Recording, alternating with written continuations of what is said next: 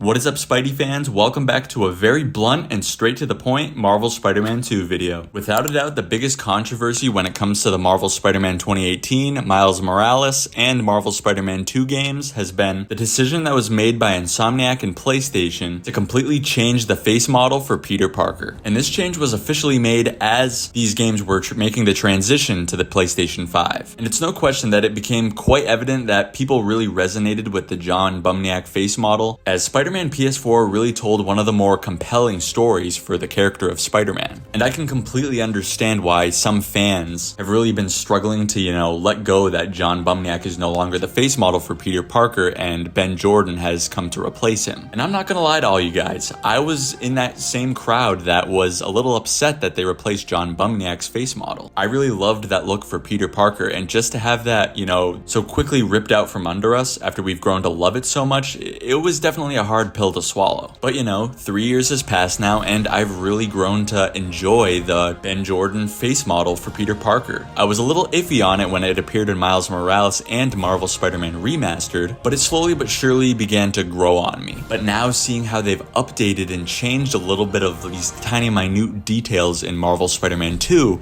I'm really starting to like the new face model for Peter Parker more than the original of John Bumniak, surprisingly. But unfortunately for some people, they aren't so quick to, get over it. And some people are still very vocal about how they still do not like the change one bit. And if they feel that way, I have no problem with them still voicing their opinions, but there comes a point in time where you honestly just have to accept it. You don't have to like it, but you do have to accept it. And Yuri Lowenthal, who is the voice actor who of course plays the character of Peter Parker and Spider-Man in these games, he recently appeared on the Phase Zero podcast where he was asked specifically that when Insomniac did decide to make that change of Peter Parker's face model, how long did it take for him to get over it? And he actually surprisingly said not very long, because Insomniac really believed that this change would make the facial animation better and ultimately make Yuri's performance better. And once they said that to him, he was pretty much completely sold on the change, and it didn't really take much persuasion for him to, get on board with it. And Yuri did make it a point that he is really getting tired of this constant conversation and talking about it. And rightfully so. It's been 3 years since this change was made, so what do you expect? And he pretty much said what I just actually said. And that's, for some people, it's going to take a little bit longer for them to get over it, and some just may never get over it. And he basically said, it is what it is. There's no going back. There's no changing it. It's really just time to accept it for what it is. It's going to be there and move on. The performance really isn't going to change a whole lot. Yuri's still going to kill it with his performance. But with all this time that's passed, it's just time to continue to move forward. And something that happened a few years ago now is that Insomniac announced that they were changing the design of Peter Parker for Marvel Spider-Man 2 and moving forward.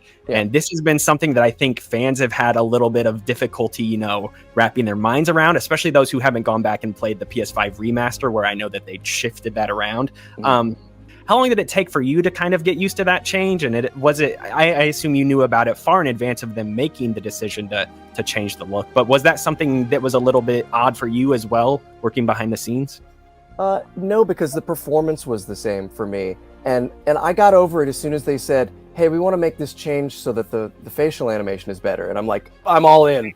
I don't care. I don't care if he looks like a goblin. If my performance looks better, then I'm in. I think, I'm kind of tired of talking about it, to be honest, because I think everything that needed to be said has been said about it. And some people will take longer to get over it. Some people will never get over it. You'll always have that. Now get over it.